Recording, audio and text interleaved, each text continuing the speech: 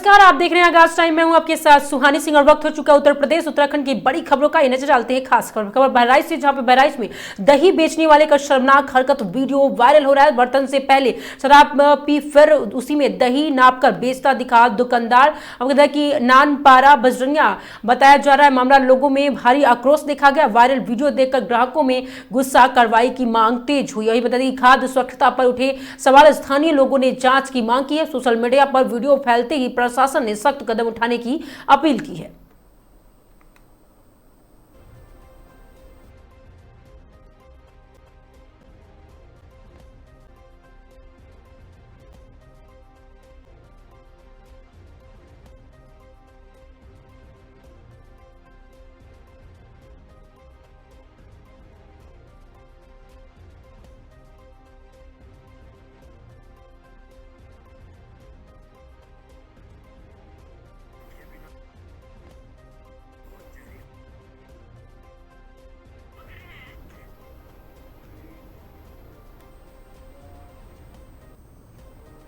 खबर श्रावस्ती से, जहां पे आगामी ईद और नवरात्रि पर्व को सकुशल और शांतिपूर्ण तरीके से संपन्न कराने के लिए विगौला थाना परिसर में बैठक आयोजित की गई। बैठक की अध्यक्षता थाना प्रभारी ने की, जिसमें क्षेत्र के गणमान्य लोग, धर्मगुरु और सम्भ्रांत नागरिक मौजूद रहे। थाना प्रभारी आशीष कुमार वर्मा ने बताया कि सभी से आपसी भाईचारा बनाए रखते हुए त्योहार मनाने की अपील की और कहा कि किसी भी प्रकार की अफवाह या अराजकता फैलाने वाले पर सख्त कार्रवाई की जाएगी। साथ ही पुलिस ने लोगों से प्रशासन का सहयोग करने की किसी भी संदिग्ध गतिविधियों में सूचना तुरंत पुलिस को देने की अपील की है।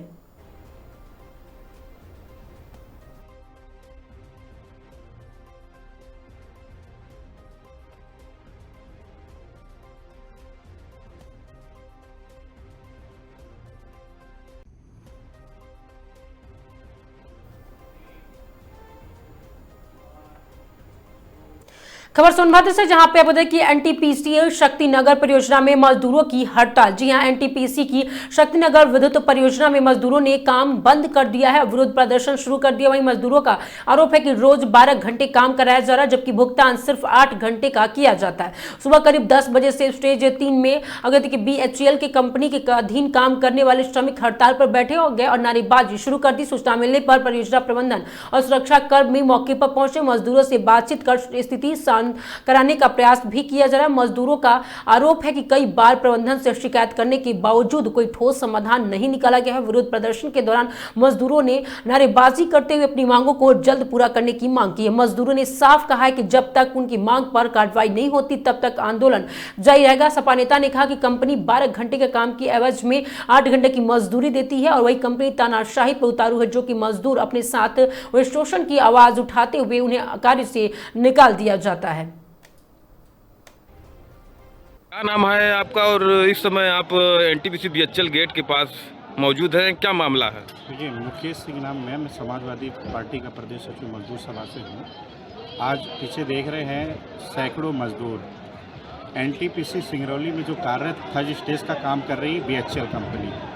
बीएचईएल कंपनी द्वारा आए दिन मजदूरों के साथ शोषण कर रही है। 12 घंटा कार्य करा के 8 घंटा का पैसा देना, आए हुए समय पे उनके साथ शोषण करके उनको निकाल देना जो पैसा मांगेंगे। एकदम तानाशाह के तरीके से यहाँ की बीएचईएल की जितनी भी वेंडर कंपनियाँ हैं सब मजदूरों के साथ शोषण कर रही है। और इसमें हम लोग अभी पीछे देख रहे हैं बड़े तादाद में मजदूर, एनटीपीसी के अधिकारी सब कुछ सम्मिलित थे। जितने भी यहाँ वेंडर हैं सभी मजदूरों के साथ लगातार शोषण कर रहे हैं। आज देख रहे हैं आसपास कई कंपनियों में आज जिस कदर लग रहा है कि 11 बजे से बताया जा रहा है 11 बजे से हड़ताल पे हैं मजदूर, क्या लग रहा है कि उन लोगों को 12 घंटे का पेमेंट मिल पाएगा या नहीं? अब देखिए, यही तो है, ये बड़े मजदूर अब सैकड़ों तादाद में हैं।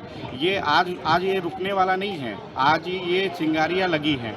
अभी जो मजदूर अपने घर स्थान पे शिफ्ट चेंज करके गए होंगे उन तक बात जाएगी। ये लगातार सैकड़ों हजारों मजदूर यहाँ पे काम कर रहे हैं। लेकिन जब से बीएचईएल कंपनी आई है तब से विवादों में है। उनके जितने भी वेंडर हैं सब अपने कहीं ना कहीं देखा जाए कि रसूखदार हैं, पावरफुल हैं, तो मजदूरों को दबाने का काम करते हैं। स्थानीय यहाँ पे कौन है? स्थानीय मजदूरों को इसी ऐसा भी बताया जा रहा है कि बीएचईएल के द्वारा स्थानीय लोगों को रोजगार नहीं दिया जा रहा है। बाहर के लोगों की भर्ती करके उनसे 12 घंटा ड्यूटी कराया जा रहा है, उस पर 8 घंटे का वेतन दिया जा रहा है। कारण यही है कि अन्य प्रांतों से मजदूरों को सस्ते दर में वेंडर लेके काम करा रही हैं कि यहाँ का स्थानीय मजदूरों को अगर रखेंगी तो उनको 8 घंटे का काम कराना पड़ेगा और यहाँ के लोग रहेंगे तो इनकी मनमानियाँ नहीं चल पाएंगी। मेन उद्देश्य इनका ये है, इसलिए बाहर के अन्य बंगाल से, झारखंड से मजदूरों को ले आकर यहाँ पे काम करा रहे हैं। और देखिए आपके पीछे आज भी उनके साथ शोषण हो रहा है, तो मजदूर कितने दिन तक शोषित होगा। तो आज अपनी हक आवाज़ की लड़ाई लड़ रहा है। हम लोग समाजवादी पार्टी मजदूर सभा के लोग और पूरे लोग, सांसद विधायक, हमारे जितने जनप्रतिनिधि, हम मजदूरों के साथ हैं। अगर हम लोग की आवश्यकता पड़ी तो इनके साथ हम लोग खड़े रहेंगे। क्या लगता है आज के बाद आप कुछ लिखा पढ़ी करेंगे जिससे मजदूरों का सहयोग हम हो लोग सके? लगातार, इससे पहले भी हम लोग ने HOP महोदय से हम लोग मिलकर हम लोगों ने अवगत कराया था कि मजदूरों के साथ यहाँ शोषण हो रहा है और स्थानीय लोगों को रखा नहीं जा रहा है। और आज इस दृष्टि में हमने कल मैं वार्ता भी करूँगा पत्राचार के माध्यम से, शीर्ष नेतृत्व को, NTPC को मैं बताऊँगा।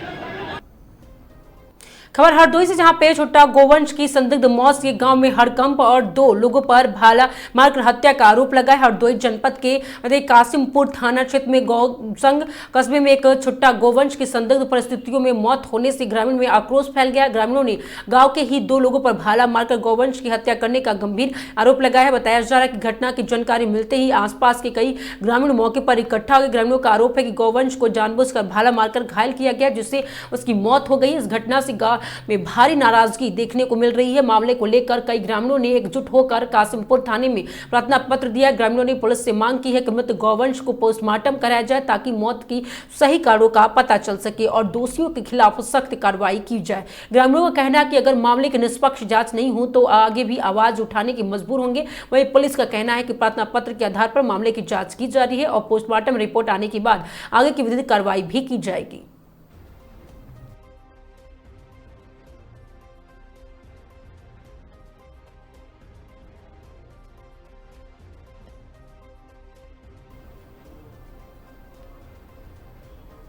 खबर जौनपुर से, जहां पर जौनपुर जिले में रसोई गैस सिलेंडर की किल्लत और मूल्य वृद्धि के विरोध में कांग्रेस पार्टी के पदाधिकारियों और कार्यकर्ताओं ने सोमवार को जिलाध्यक्ष डॉक्टर प्रमोद कुमार सिंह के नेतृत्व में कलेक्ट्रेट परिसर जोरदार प्रदर्शन किया और इस दौरान कार्यकर्ताओं ने जोरदार नारेबाजी करते हुए जिलाधिकारी कार्यालय के पास पहुंचकर जिलाधिकारी के माध्यम से राष्ट्रपति संबोधित ज्ञापन सौंपा। इस दौरान जिलाध्यक्ष ने कहा कि गैस एजेंसियों पर लग रही लंबी कतारें सरकार की नाकामी का प्रमाण है। उन्होंने आरोप लगाया कि गैस सिलेंडर की उपलब्धता को लेकर सरकार दावे तो कर रही है, लेकिन हकीकत यह है कि लोगों को घंटे लाइनों में लगना पड़ रहा है और कई घरों में चूल्हे तक नहीं जल पा रहे हैं।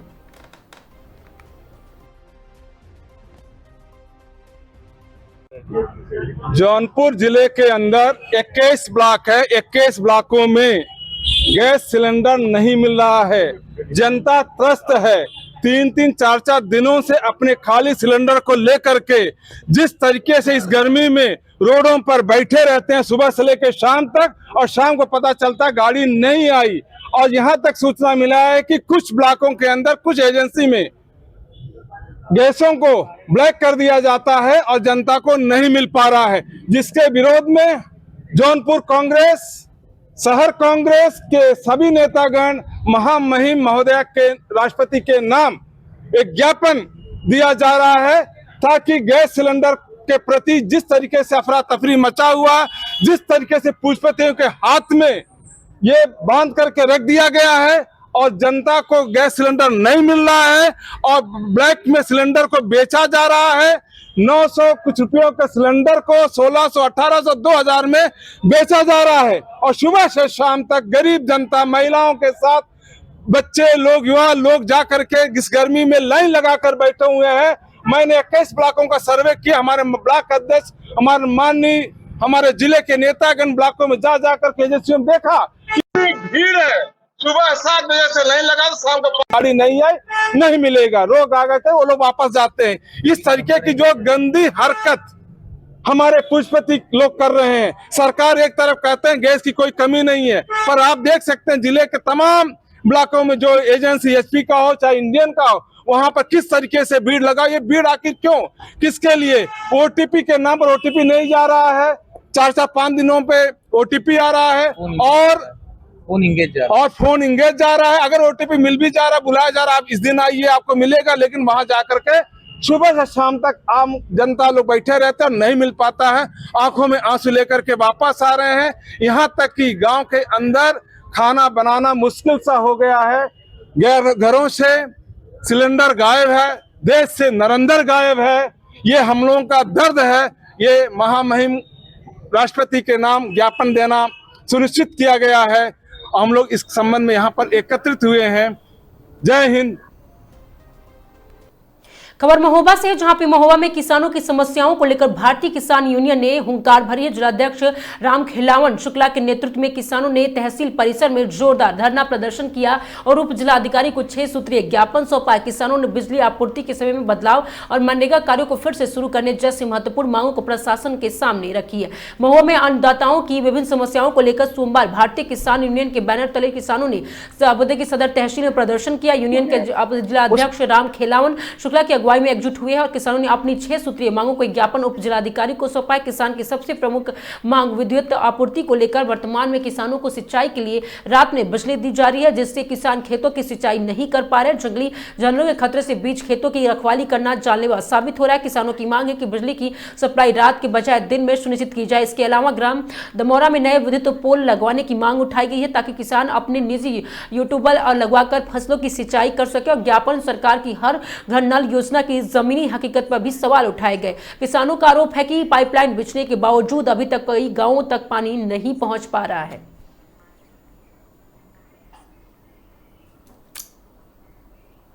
में हमारी सब किसानों वाली समस्या है, जो कहीं है तारबारी लगा ली गई है, कहीं रास्ता जाम किए हुए हैं, कहीं चक रोड भी जोत लिया गया है। उसके लिए हम लोगों ने दिया है क्योंकि अब किसानों का काम का समय शुरू हो गया है और अगर जो वो निकल ना पाएंगे तो कटाई बुनाई कैसे कर पाएंगे। और इसमें एक सबसे बड़ी प्रॉब्लम ये है कि 1 साल लगभग हो गया हमें महोबा बिरबई वाला डाड़ा जो है उसकी प्रॉब्लम आते आते, तो उसका निदान नहीं किया जा रहा है। और 1 साल हमको ज्ञापन देते देते हो गया है। 3 बार हमें कबरई गांधीनगर का ज्ञापन देते देते हो गया है और इस बार हम लास्ट समझते हैं या तो हमारा निदान कर दिया जाए और नहीं तो हम आंदोलन करने की धमकी भी देते हैं। दोनों बातें हैं। क्या कहा साहब ने? साहब ने तो बोला है कि हम करवा देंगे और ये भी बोला है कि जो ये लेखपाल है जो वो गुमराह किए हुए हैं, तो वो बोल रहा है कि वहाँ बस्ती है, तो क्या किसी के खेत में बस्ती हो जाएगी?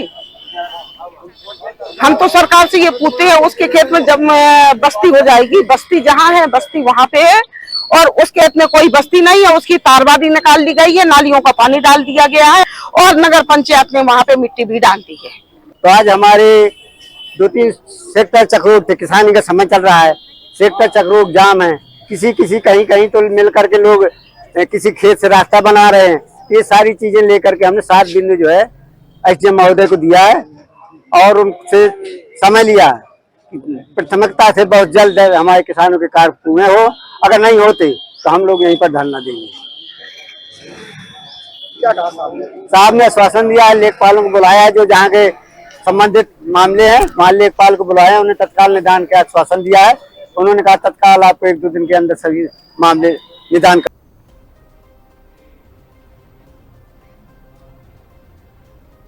खबर बदायूं से, जहां पे भारतीय किसान यूनियन असली गैर राजनीतिक निर्माण खंड 2 लोक निर्माण विभाग को घेरा और धरना प्रदर्शन किया। इस धरने की अध्यक्षता सूरजपाल सिंह की ओर से संचालन युवा जिलाध्यक्ष जसवीर सिंह यादव ने किया। जिला उपाध्यक्ष हरीश पटेल ने कहा कि अग्रवाल और की RO mass private limited Moradabad Farrukhabad road नजदीक दादी की रसोई से पहले एक फैक्ट्री है जिसके मालिक नितिन अग्रवाल है। उन्होंने लोक निर्माण विभाग की जगह अवैध निर्माण करार कब्जा कर लिया है, जिस कारण से वहां आने जाने वाले वाहनों को असुविधा होती है। और इस अवैध कब्जा को लेकर 3 माह पहले फैक्ट्री के गेट पर संगठन ने धरना प्रदर्शन किया। उसके बाद से उस जगह को नापी हुई जिसमें अवैध निर्माण पाया गया और तार से लगी बाड़ हटा ली गई, लेकिन अवैध दीवार और अवैध गार्ड नहीं हटाया, जिसमें से पीडब्ल्यूडी के एक अधिकारी एमपी सिंह के अधिक 60 गार्ड के चलते नहीं हटाया गया, शीघ्र हटवाया जाएगा। उन्होंने कहा कि बदायूं बिसौली रोड पर सिलहरी ग्राम के गुरपुर बिनिया के प्रेडरेट रोड का निर्माण कराया गया है और के अभियंता और ठेकेदार के आर्थिक 60 गार्ड के चलते रोड का कार्य मानक के अनुसार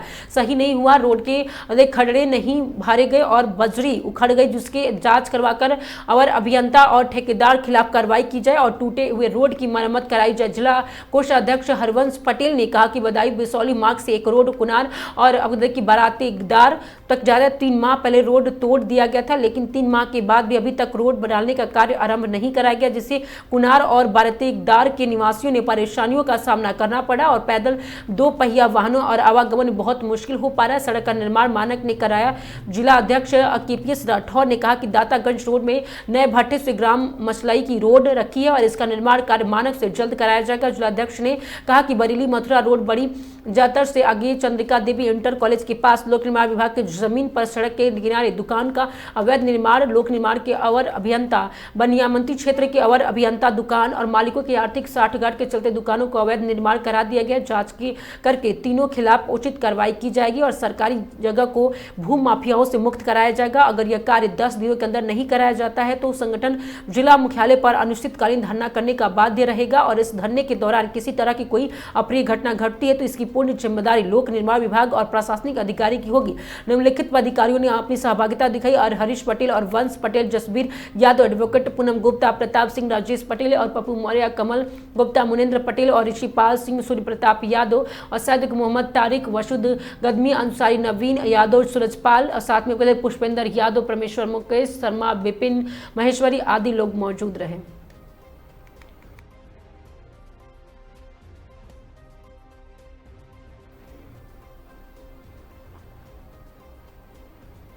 खबर बदायूं से, जहां पे सैलून संचालक को अज्ञात बाइक सवार हमलावरों ने गोली मारी। बदायूं बिजनौर स्टेट हाईवे पर गांव खेड़ा में सैलून की दुकान चलाता था उघैती की समीर घटना को अंजाम देकर बाइक सवार तीनों लोग हुए फरार। गोली सिर में लगने से घायल हालत नाजुक। सूचना पर पहुंची पुलिस ने गंभीर हालत को भेजा अस्पताल। दिन दहाड़े की वारदात दहशत का बना हुआ है माहौल।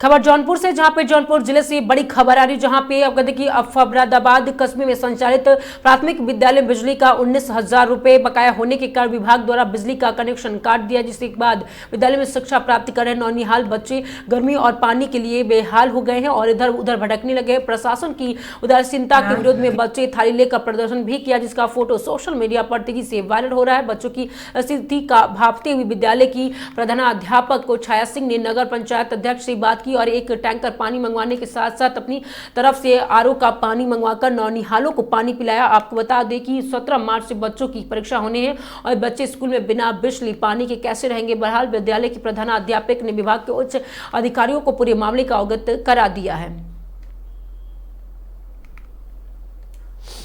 341 है, वर्तमान सत्र में नामांकन 341 है और इस समय वार्षिक परीक्षा चल रही है, इसलिए बच्चे आ रहे हैं और आज की उपस्थिति 322 है। समरसेबल नहीं चल रहा है, पंखा नहीं चल रहा है और समस्या लाइट के कारण आ रही है और ये पहली बार हुआ है। सरकारी विद्यालय है और बिजली का बिल भुगतान कहाँ से होता था मुझे नहीं पता। पहली बार सूचना मेरे मोबाइल पे आई है कि आपका बिजली का बिल 19,100 कुछ रुपए बाकी है, इसलिए आपका कनेक्शन काट दिया जा रहा है और ये सूचना मैं अपने सभी अधिकारियों को अवगत करा दी हूँ।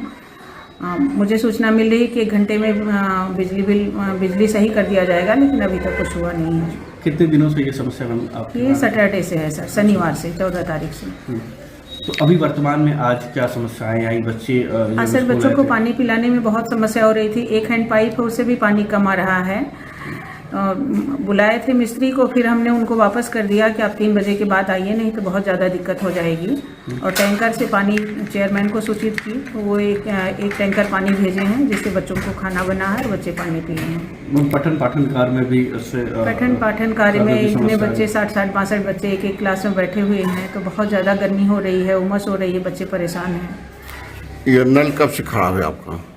नल खराब नहीं है, पानी आ रहा है, कम पानी आ रहा है जी।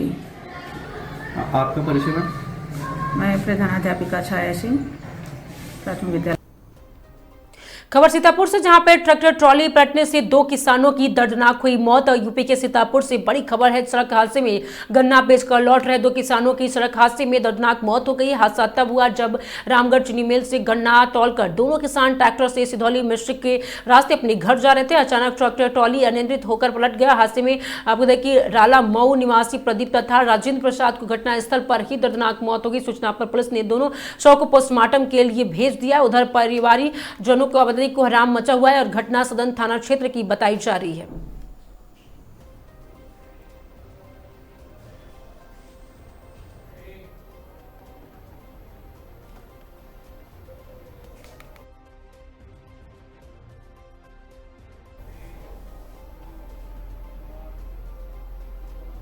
खबर रुड़की से, जहां पर रुड़की के झबररेडा क्षेत्र के रहने वाले शिवम शर्मा आखिरकार अपने माता पिता और क्षेत्र का नाम रोशन कर दिया, क्योंकि शिवम शर्मा ने कड़ी मेहनत के बाद अपने सपनों को साकार किया। शिवम शर्मा इंडियन आर्मी में लेफ्टिनेंट बने हैं। आपको बता दें कि कड़ी मेहनत और बड़ी मशक्कत के बाद गांव के रहने वाले शिवम शर्मा आखिरकार अपने सपने पर साकार कर लिया और देश की सेवा करने के लिए तत्पर हैं। आप उधर टिकोला गाँव के पहुंच लेफ्टिनेंट शिवम शर्मा का सभी मामाओं ने मिलकर जोरदार स्वागत किया। मामाओं के द्वारा बताया गया है कि बड़े सौभाग्य की बात है कि आज हमारे भांजे ने वह नाम रोशन किया है और इंडियन आर्मी में लेफ्टिनेंट बनकर दिखा दिया है कि मेहनत से मंजिल आसान होती है नहीं। सभी मामाओं ने मिलकर अपने भांजे शिवम शर्मा को उज्जवल भविष्य की शुभकामनाएं दी।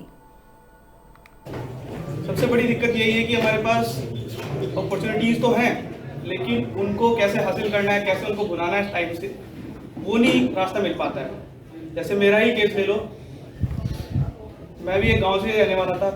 12th तक मैंने गांव तक की पढ़ाई करी, जो पढ़ाई करी है पूरी गांव से करी है। फिर उसके बाद बीटेक के लिए मुझे कुछ नहीं जागना पड़ा था, वो खुद ही अपना तैयारी करा था। मेरे से कोई नहीं, दिन भर रात नहीं जागा था, पूरी दिन ऐसे निकल जाता उसका। और 9 महीने तक गाँव में भी नहीं आया, उसने इतना बड़ा बलिदान दिया। तो आपकी ओर से कितना सहयोग मिला? मेरे ओर से ये है कि पढ़ता रहे बस, और कुछ नहीं सहयोग। उसको बीच बीच में चाय के लिए पूछना, हाँ, पानी के लिए पूछना, चाय के लिए वो सब था। जो समाज में जो नए बच्चे हैं उनको प्रभाव पड़ने वाला है। सबसे पहले तो मैं आपका धन्यवाद करता हूं इसलिए राणा जी कि जब भी मेरे इस क्षेत्र में कोई भी इस तरह का कार्यक्रम होता है जिससे एक हमें जो है अच्छा मिले, तो आप हमेशा इस कार्य को बढ़ाने का काम करते हैं। तो सबसे पहले तो मैं आपका धन्यवाद करता हूं। दूसरी बात, इस परिवार को हार्दिक शुभकामनाएं और बधाई देता हूं कि हमारा इस गांव का जो भांजा आज लेफ्टिनेंट उस पद पर पहुंचा है जहां देश की सुरक्षा में एक अहम रोल रहता है और चंद बच्चे ही ऐसे इस मुकाम को हासिल करते हैं। आज इसका स्वागत समारोह और आशीर्वाद देने का मकसद एक ये भी है कि जिससे क्षेत्र के जो आने वाली पीढ़ियां, हमारे बच्चे, वो इससे एक प्रेरणा लें और इस दिशा में आगे बढ़ने का काम करें। और इसलिए ये एक कार्यक्रम रखा है आशीर्वाद के रूप में। सभी लोग आए, सभी ने धन्यवाद दिया है, आशीर्वाद दिया है, तो यही उद्देश्य था। कितना परिश्रम करना पड़ता है? मैं समझता हूँ एनडीए के माध्यम से शायद ये बच्चा आया होगा, शायद 8-9 SSB, हाँ, शॉर्ट सर्विस के। तो मैं समझता हूँ इतनी मेहनत करनी पड़ती है और फिजिकली साथ साथ इतना परिश्रमिक इसमें होता है कि बहुत मेहनत के बाद ही इस मुकाम पर पहुँचते हैं। तो मैं तो समझता हूँ कि हम सबको जो है अच्छा लगा बहुत ही। हम अपने आप को भी महसूस कर रहे हैं और ये भी उम्मीद करते हैं कि इससे प्रेरणा लेकर और बच्चे भी आगे बढ़ें। कितना संघर्ष रहा है? अच्छा, पहले तो नमस्कार भाई साहब, और यहाँ उपस्थित सभी लोगों को मेरी ओर से नमस्कार। एक्चुअली बेटे का एक बचपन से ही ये रहा है कि मैं को एक ऑफिसर ग्रेड की किसी लाइन में जाना है। उसमें 2 ऑप्शन थे, यूपीएससी और इंडियन आर्मी में किसी एज ऑफिसर। ये लगातार इस चीज़ पे लगा रहा और लगातार रहने के साथ साथ एक चीज़ अपनी तैयारी को भी लगातार रखा। फिर इसने बीटेक किया। बीटेक करने के बाद फिर इसने कहा है कि मेरा ऑप्शन ये है कि मैं किसी प्राइवेट सेक्टर को ज्वाइन नहीं करना चाहता हूँ। तो उसने कहा है कि भाई मेरे को तैयारी करनी है, या तो दिल्ली रह के, देहरादून रह के, चंडीगढ़ रह के। हमने बोला कि भाई हम तो सपोर्ट कर सकते हैं, पेरेंट्स तो अपने बच्चे को सपोर्ट ही कर सकता है और कुछ नहीं। तैयारी तो बच्चे को खुद करनी पड़ेगी। और उसके बावजूद बच्चे ने अपनी तैयारी लगातार बनाए रखी। उसके बाद कई बार उसे असफलता भी मिली है। यूपीएससी में प्री निकला, उसके साथ कभी आधे नंबर से रह गया, कभी इस तरह की समस्या बनती रही। फिर एसएसबी का ऑप्शन इसके पास आया तो इसके पास ये 3rd अटैम्प्ट था। फर्स्ट अटैम्प्ट में तो ये पहले ही अटैम्प्ट में बाहर हो गया। सेकंड में क्या था कि पूरा कंप्लीट एसएसबी होने के बावजूद मेडिकल में थोड़ा एक ऑप्शन में फेल हो गया, जिसकी वजह से नहीं आ पाया। लेकिन 3rd ऑप्शन एक ऐसी क्रिटिकल कंडीशन, पारिवारिक स्थिति भी बनी रही, जिसके बावजूद इसने उन सब समस्याओं को झेलते हुए ये चीज़ क्लियर की और क्लियर करने के साथ साथ आज इस मुकाम पर पहुंचा। धन्यवाद करता हूं मैं ईश्वर का कि उसने कृपा बनाई रखी। नई पीढ़ी है उसके लिए क्या संदेश देना चाहेंगे? क्या कहना? नई पीढ़ी के लिए ये है कि भाई पेरेंट्स तो केवल बच्चे के ऊपर खर्च कर सकता है, तैयारी तो उसे खुद तैयारी करनी पड़ेगी, खुद अपना रोड मैप तैयार करना पड़ेगा। इसलिए बच्चे की कामयाबी के साथ साथ माँ बाप तो केवल सपोर्ट कर सकता है, बाकी तो बच्चे ने अपना रोड मैप खुद तैयार करना पड़ेगा। और सभी बच्चों को मेरा तो कहना यह है कि सपना तो सभी बच्चों का होता है, अपना सपना संजो के रखें, उसके साथ साथ मेहनत करें और मेहनत करने के साथ कभी ना कभी अपनी मंजिल पा ही लेता है आदमी। तो उसमें समय लगता है, बस माँ बाप भी थोड़ा सा पेशेंस बनाए रखें, अपने बच्चे पे भरोसा बनाए रखें, कभी ना कभी उस कामयाबी के शिखर तक पहुँचेगा। खबर ऋषिकेश से, जहां पे एम्स पुलिस चौकी क्षेत्र के अंतर्गत शिवाजी नगर में चोरी हुए मैक्स बता दें कि बोलेरो वाहन ने पुलिस ने बरामद कर लिया। चोरी के आरोपी को भी पुलिस ने गिरफ्तार किया है, जिसे पुलिस ने मुकदमे के आधार पर न्यायालय में पेश किया, जहां कोर्ट के आदेश पर पुलिस ने आरोपी को जेल भेज दिया। मामले का खुलासा ऋषिकेश कोतवाली में सीओ नीरज सोमवारा ने किया। उन्होंने बताया कि 14 मार्च को रात शिवाजी नगर की मुख्य सड़क पर खड़ा एक वाहन चोरी हो गया था। वाहन के मालिक नरेंद्र सिंह नेगी ने पुलिस को शिकायत देकर कार्रवाई की मांग की। शिकायत मिलते ही पुलिस टीम सक्रिय हुई और मामले में अज्ञात चोर के खिलाफ मुकदमा दर्ज कराया गया। शुरू के सीसीटीवी कैमरे में माध्यम से पुलिस को पता चला कि वाहन को नजीबाबाद की ओर ले जाया गया है और इस आधार पर पुलिस नजीबाबाद की ओर ऋषिकेश के निकली और चढ़ियापुर के पास एक ढाबे के किनारे पुलिस को चोरी हुआ वाहन बरामद हुआ।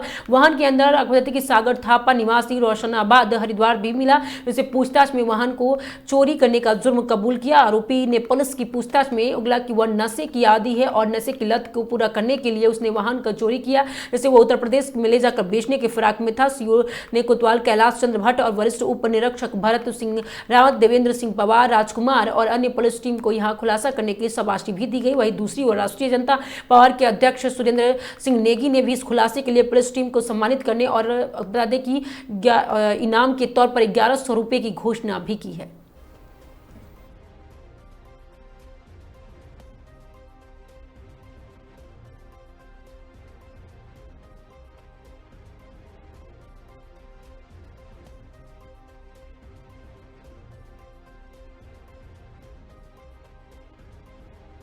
मार्च 2026 को एक व्यक्ति वादी नरेंद्र सिंह नेगी ने थाना कोतवाली ऋषिकेश में तहरीर दी कि उनका एक वाहन संख्या UK 07 TC 1050 जो कि एक महिंद्रा मैक्स वाहन थी, इसको चोरी कर लिया गया है। उक्त शिकायत पर तुरंत एक पुलिस टीम का गठन कर दिया गया और पुलिस के परंपरागत और नवीनतम तकनीकी प्रयोगों के माध्यम से उक्त व्यक्ति को गिरफ्तार कर दिया गया। उससे एक वाहन बरामद हुआ। उस जो व्यक्ति है, उस व्यक्ति का नाम सागर थापा है, उसके पिता का नाम राजू थापा और निवासी है वो नवोदय गली नंबर 5 पुलिस लाइन के पीछे रोशनाबाद थाना सिरकुल जनपद हरिद्वार। हाँ, जो उक्त व्यक्ति है, उक्त व्यक्ति पूछताछ की गई और हमने अन्य थानों से भी संपर्क किया तो पता चला कि जो उक्त व्यक्ति है वो आपराधिक प्रवृत्ति का है। पूर्व में भी उक्त व्यक्ति काफी बड़ा आपराधिक इतिहास रहा है, जिसकी अभी जांच की जा रही है। जांच करने के पीछे हमारा मुख्य उद्देश्य है कि अगर हमें इसके आपराधिक इतिहास के बारे में जानकारी मिल जाती है तो उसके बाद हम इस पर कुछ अन्य भी समन्वित कार्रवाई करने का प्रयास करेंगे। सर, वाहन को चोरी कर कहाँ ले जाएगा? अभी जो हाल की पूछताछ इस बात को पुष्ट किया है कि वो गाड़ी को लेकर के बिजनौर जा रहा था। तो जब हम लोगों ने पूछा कि भाई तू बिजनौर में क्या करने वाला था वाहन का, तो उसने बताया कि बिजनौर में जाकर के मैं वाहन को बेचने वाला था। अगर मुझे वहाँ ग्राहक मिल जाता तो मैं उसको बेच देता, अगर ग्राहक न मिलता तो मेरी 2 जगह और ट्राई करता और उसके बाद अगर न होता तो मैं वाहन को कटवा देता। सर, इस वाहन को कैसे खोला गया, क्या? वाहन जो पुलिस के तरीके होते हैं परंपरा डिजिटल माध्यम से और परंपरागत जो हमारे मुखबिर वगैरह होते हैं इनके माध्यम से इसका प्रयास इसको ढूंढा गया। सबसे बड़ी बात है कि इसमें जो वाहन स्वामी रहा और जो टैक्सी एसोसिएशन रहा, इन्होंने बड़ा अच्छा सहयोग किया। उनके सहयोग के बाद ही उनके सहयोग के साथ ही पुलिस इस मामले का खुलासा कर पाई। सर, एक डंपर और कार भी जो है क्षेत्र से चोरी होती है, उसमें कब तक खुलासा होगा? बहुत जल्द, उसमें हम बिल्कुल लक्ष्य तक पहुंच चुके हैं, हमारी टीमें वहां तक पहुंच चुकी है, जल्दी से खुलासा करेंगे।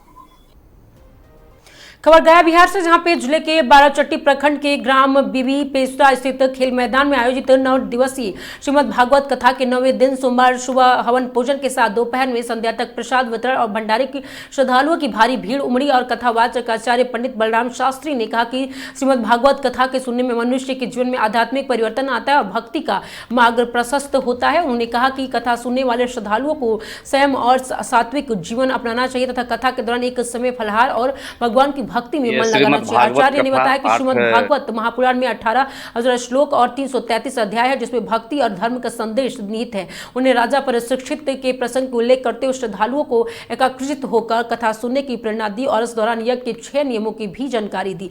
कथा के बीच भजनों पर श्रद्धालु भक्ति में झूम उठे और राधा कृष्ण की झांकी का पूजन किया गया। बड़ी संख्या महिला पुरुष श्रद्धालु उपस्थित रहे। श्रीमद् भागवत महापुराण की कथा 16 मार्च सोमवार को भंडारी 5,000 से अधिक श्रद्धालुओं के पाकर आनंद लिया। कार्यक्रम में कमेटी के सहयोग सदस्यों ने अपनी अपनी भागीदारी सुनिश्चित किया। ग्रामीणों ने अपने विचारों को संवाददाता के सामने समक्ष रखी। से शुरू हुआ था, कलश यात्रा के साथ इसका प्रारंभ हुआ। हमारे आचार्य बलराम शास्त्री जी और गुरु जी जो वृंदावन के हैं वो आए। सभी गांव के समस्त लोगों का, हर घर के लोगों का एक एक सदस्य का सहयोग रहा और आज भंडारा का आयोजन है, जिसमें हम लोग लक्ष्य रखे हैं 5,000 लोगों का। 5,000 लोगों का भंडारा प्रसाद का व्यवस्था किया गया है और इसी के साथ भंडारा के साथ हम लोग समापन करेंगे। मेरा नाम अमित कुमार सिंह हुआ, बीवी पेशरा के हम ग्रामीण हुए और गाँव में यहाँ बड़ा अच्छा लगा और 9 दिन के श्रीमद् भागवत कथा ज्ञान की गंगा हुई और साथ साथ में यहाँ के जो ग्राम वासी हैं वो इतने सरल और सीधे हैं कि इनका स्नेह और प्रेम देखकर जो है मन जो है इतना प्रफुल्लित है कि हम लोग यहीं पर जो है रुके और बड़ा स्नेह और प्यार मिला। और माई से प्रार्थना ये है कि जो है यहाँ पूरा क्षेत्र जो एक विकास के पथ पे बढ़े और यहाँ का जो दुर्गुण है वो यहाँ इन लोगों से हजारों किलोमीटर पीछे है। ठीक, धन्यवाद।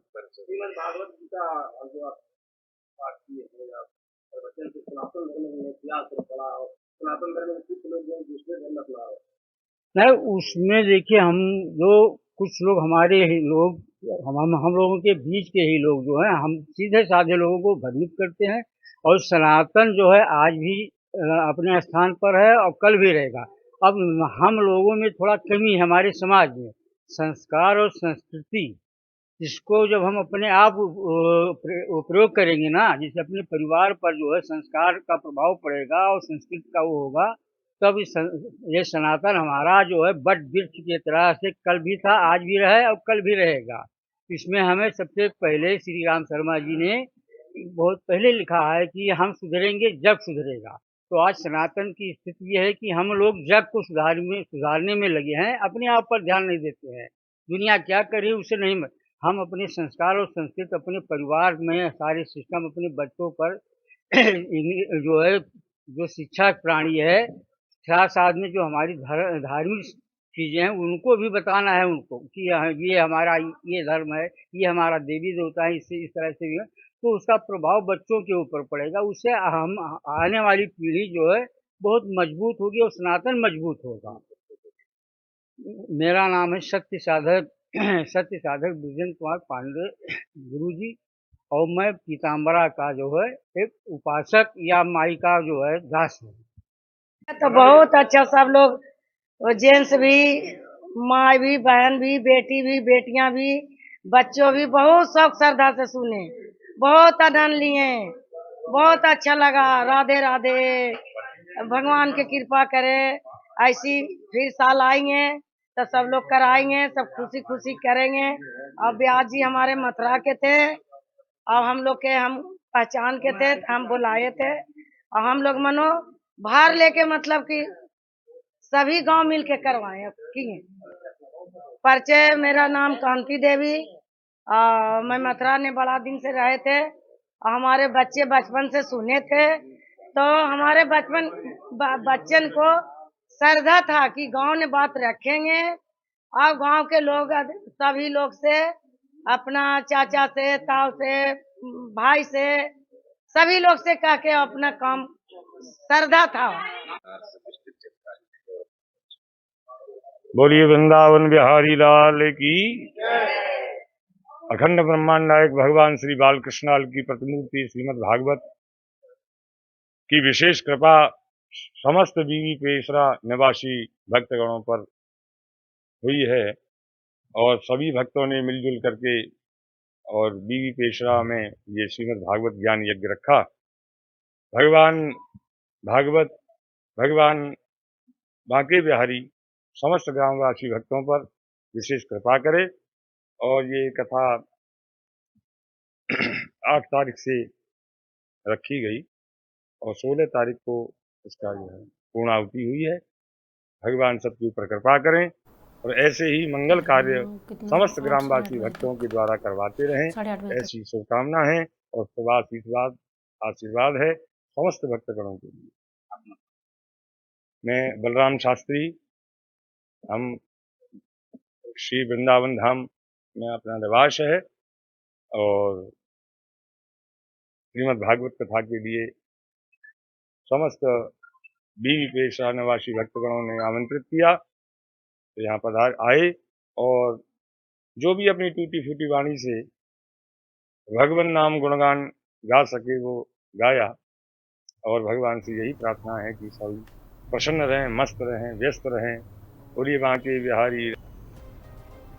खबर अब अजमेर से, जहां पे विधानसभा अध्यक्ष देवनानी द्वारा पत्रकार होली मिलन समारोह का आयोजित किया गया। विधानसभा अध्यक्ष वासुदेव देवनानी द्वारा आज अजमेर में पत्रकार होली मिलन समारोह आयोजित किया गया, जिसके अंतर्गत अजमेर के पत्रकारों को पटाखा बनाकर अवगति की सम्मानित किया गया। साथ ही उसने भोज का आयोजन भी किया गया। पत्रकारों से बातचीत के दौरान विधानसभा अध्यक्ष देवनानी अजमेर के विकास और अजमेर में मुगल काल के ब्रिटिश कालीन के पुराने नामों का परिवर्तन को लेकर विस्तार से चर्चा भी की गई।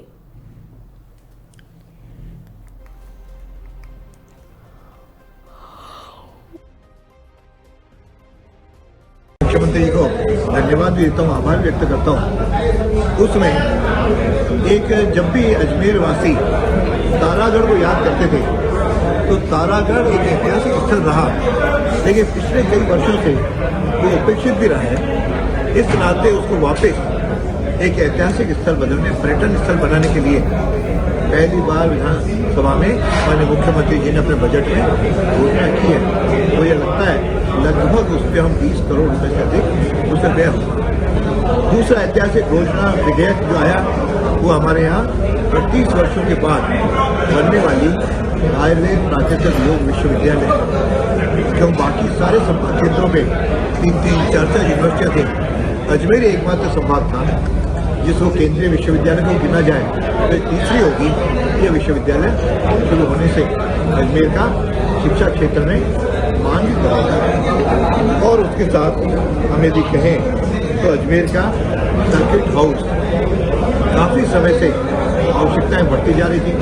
अजमेर राजस्थान का केंद्र है, इसलिए यहाँ पर सर्किट हाउस में बड़े अतिथि आते हैं, दूसरे राज्यों के गवर्नर्स आते हैं, अध्यक्ष आते हैं, मुख्यमंत्री जी आते हैं। तो इसलिए उसको हमने 16 करोड़ रुपए उसके लिए माननीय मुख्यमंत्री जी उसकी घोषणा की है। और अजमेर की मूल समस्या जो रही है वह हमेशा पानी की समस्या रही है। उस दृष्टि से इस बार जो गांव नए जुड़े उसके लिए नए 28 करोड़ के आसपास की योजना, उसके लिए भी घोषणा माननीय मुख्यमंत्री की। और दयानंद सरस्वती का प्रतिमा भी एक बार करने जा रहा है।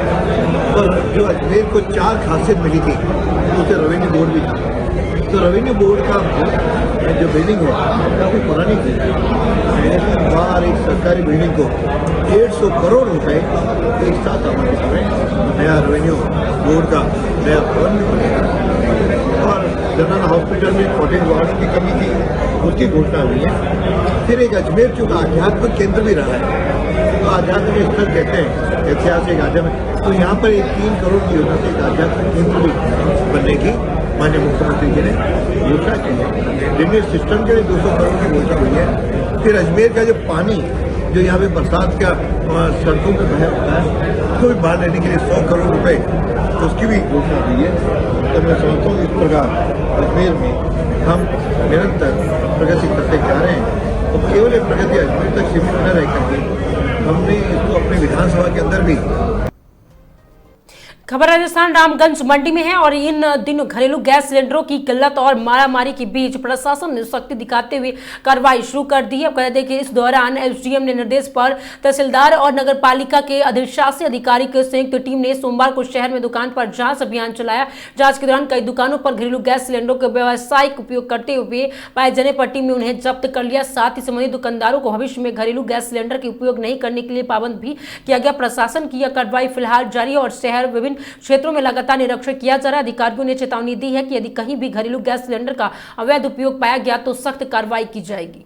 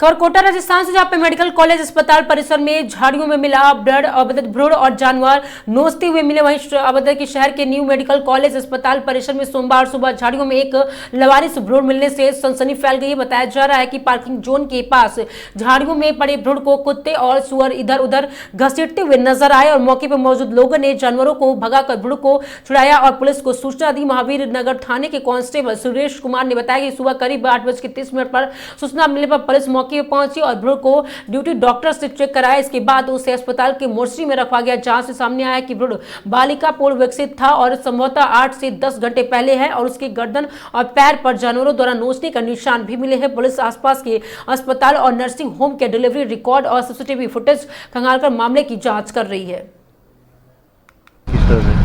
सुबह सूचना मिली थी कि वो एक नवजात भ्रूण है जो यहाँ पार्किंग के अंदर उस पड़ा हुआ था। उस सूचना पे हमारे चौकी से रामतार कांस्टेबल तुरंत आया और उसको देखा। डीओ साहब को मौके पे बुलाया और एसएस साहब को भी निवेदन किया। वो भी आके मौका मुआयना करके बच्चे का भ्रूण को मोर्चरी रूम में शिफ्ट करवाया गया।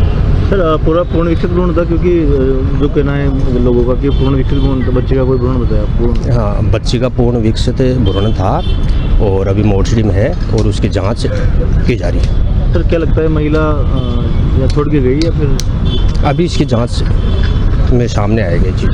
सर गेट नंबर 1 भी मिला था झाड़ियों में? नहीं, गेट नंबर 1 में पार्किंग जोन है, उसमें है मिला था। तो इस तरह की महिलाओं को क्या कहना चाहेंगे जो महिलाएं मतलब 9 महीने पेट में रख कर इस तरह से मतलब ये करती है उसको लेकर? अभी तो जांच में पता सामने आएगा कि क्या रही। सर आपका नाम बताइए। सुरेश कांस्टेबल, पुलिस चौकी, मेडिकल कॉलेज। ऐसी तमाम बड़ी खबरों के लिए बने रहिए आगाज टाइम के साथ। धन्यवाद।